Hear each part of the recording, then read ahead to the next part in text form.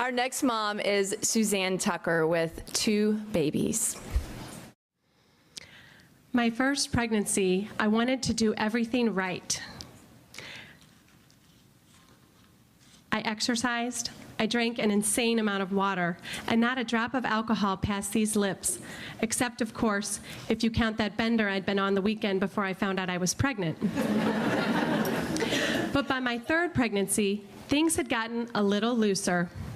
I was the mother of 2 and 4-year-old girls, Riley and Morgan.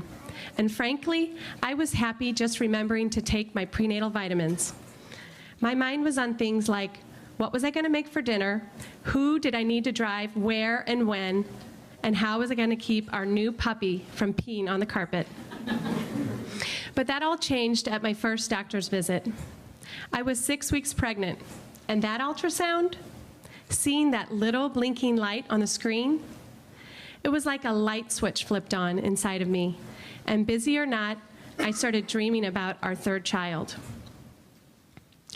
At about 10 weeks pregnant, I remember driving to my next OB appointment, turning off the radio so I could just take in the lack of noise coming from the back seat. You know you're not alone enough when you get stuck in traffic and you're like, yes, me time. So I'm driving down the highway, digging the silence, and talking to my baby. Hi, Twinkle. Mommy loves you. The next thing I remember, I'm lying on the ultrasound table, and I turn to look at my doctor's face, just in time to see it go flat. I turned back to the screen to search for that little blinking light, but I couldn't find it.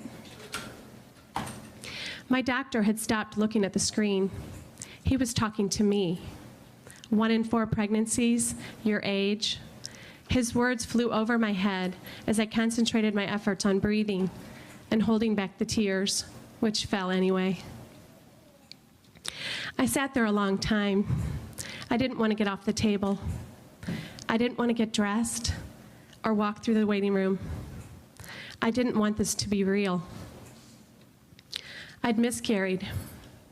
That whole week, taking my kids to school, grocery shopping, nobody could see it. Everybody and everything seemed normal, except for me. That pretty much describes that whole next week.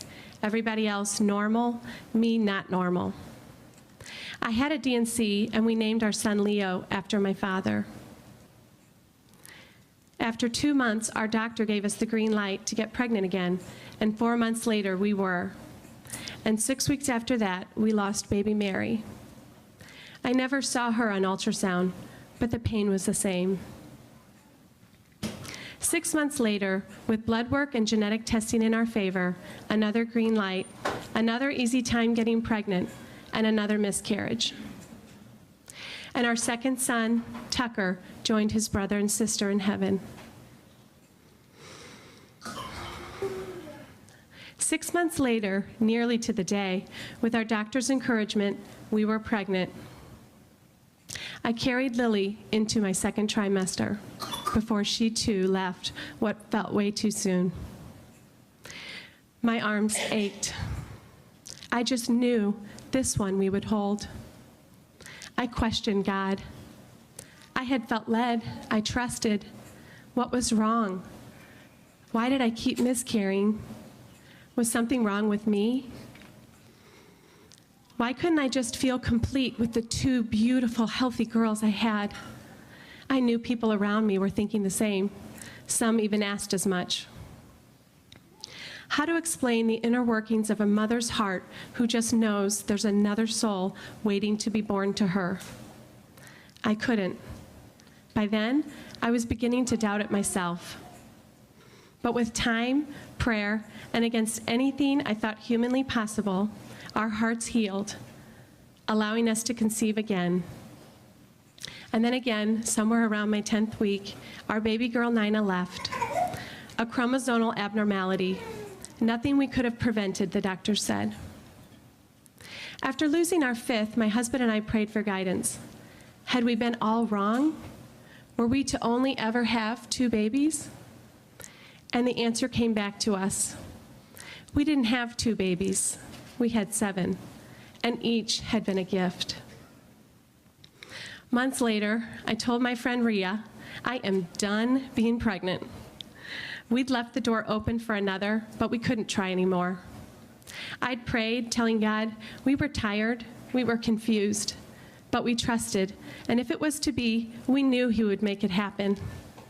And sure enough, as if by a complete miracle, and against anything my ovulation chart would have you believe possible, we were pregnant again, this time with twins, a girl and a boy. And these two babies, Hadley and Colin, these two I would hold. Thank you.